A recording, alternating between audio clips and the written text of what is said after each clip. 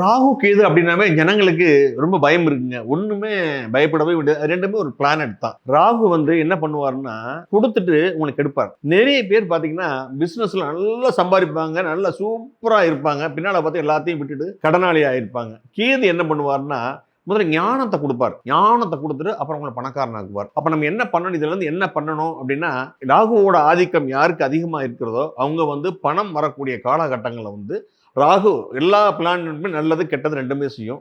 ராகு பலமா இருக்கிறவங்க 2 காசு வர்றப்ப பத்திரமா சேர்த்து வச்சுக்கோங்க. வம்பு வழக்கில் எதுவும் மாட்டிக்காதீங்க. கேது யாருக்கு பலமாக இருக்கிறதோ அவங்களுக்கு ஆரம்பத்தில் ரொம்ப கஷ்டத்தை கொடுப்பார், நிறைய ஞானத்தை கொடுப்பார். ஞானத்தை கொடுத்துட்டு பின்னால உங்களுக்கு பணத்தை கொடுப்பார். அதனால இந்த ராகு கேது உள்ளவங்க ஃபாலோ பண்ண வேண்டியது ரொம்ப ரொம்ப முக்கியமான, நான் சொன்ன 2 விஷயத்தையும் மட்டும் ஃபாலோ பண்ணா போதும். அதே மாதிரி ஹாரோஸ்கோப்ல பாத்தீங்கன்னா 3, 6, 10, 11 இந்த 4 பிளேஸ்ல ராகு கேது இருந்தால் நிச்சயமாக உங்க நன்மை செய்வார். இது தவிர வேறு இடங்களில் இருந்தால் கொஞ்சம் கஷ்டம்தான். அதே மாதிரி ராகு கேது தோஷம் உள்ள லக்னம் அல்லது 2ஆம் இடத்துல ராகு கேது இருந்தால் அது தோஷமாக கருதப்படும். அதுக்கு உண்டான ரெமடிஸ் பண்ணிட்டீங்க அப்படின்னா நிச்சயமாக இந்த 2 பேருடைய தாக்கத்திலிருந்து நீங்க விடுபடக்கூடிய வாய்ப்புகள் நிச்சயமாக இருக்கிறது.